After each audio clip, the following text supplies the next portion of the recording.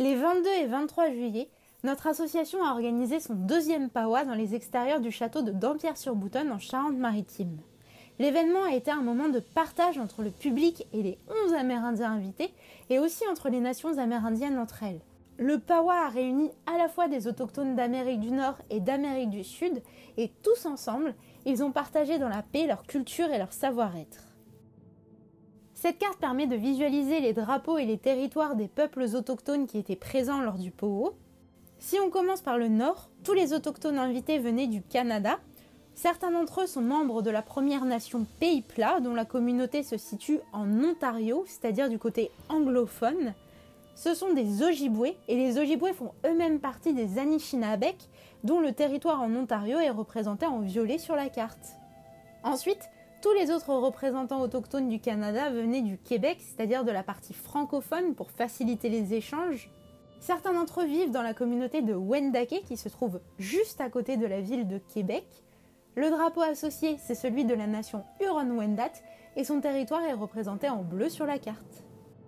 Plusieurs autres danseurs et danseuses vivent plus au nord, au lac Saint-Jean, à Mashtoyats. C'est une communauté Innu et plus précisément, elle est habitée par les Innus du lac Saint-Jean, c'est-à-dire par la Première Nation Pequawkaminuts. Et le territoire ancestral des Innus est représenté en orange sur la carte. Enfin, il y avait aussi un représentant de la nation Mohawk qui est venu de la communauté de Kanesetake qui se situe juste à côté de Montréal. Et le drapeau de cette communauté ne figure pas sur la carte puisque nous avons représenté uniquement les drapeaux qui ont été portés lors de la grande entrée, lors de la cérémonie d'ouverture du PAWA. Voilà pour le tour d'horizon des peuples amérindiens d'Amérique du Nord qui étaient présents. Et en plus, il y avait aussi 2 Amérindiens du Pérou et de l'Équateur. Sur la carte, on voit le drapeau qui a été rentré par ces 2 personnes lors de la grande entrée. Et en rose-marron, on voit l'aire linguistique du peuple Quichua et on remarque qu'elle s'étend à la fois sur l'Équateur et sur le Pérou. Au total, ce sont donc 5 nations amérindiennes qui ont participé au PAWA et qui ont permis une belle communion avec le public.